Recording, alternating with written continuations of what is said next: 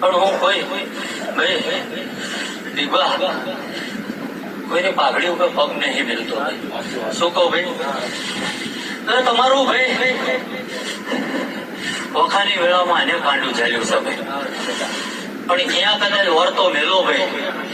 અને માતા કદાચ કઈ કામમાં વીટણા લેલી હોય ભાઈ શું કઉ છું ભાઈ દીવા કલમ નાખીને બોલું 2 કે 4 જોતો હતા ભાઈ હતા ભાઈ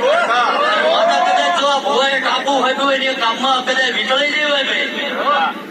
અને જો કદાચ કૈલાસના ડુંગરેથી પડતું ના મેલું તો હું વિક્રમસિંહ નો દીકરો બની મારે દોડવાનું હોય પણ આ જે દોર ઝાલ્યો એ ઝાલી રાખજો ભલામણ અને એ કોક હું કહો ભાઈ મારું જ ઘર છે ભાઈ અને મારી જ વસ્તી છે ભાઈ અને મારી જ પુનઈ નો પદ હું બેઠો છે ભાઈ શું કહું ભાઈ એટલે જે ડીબા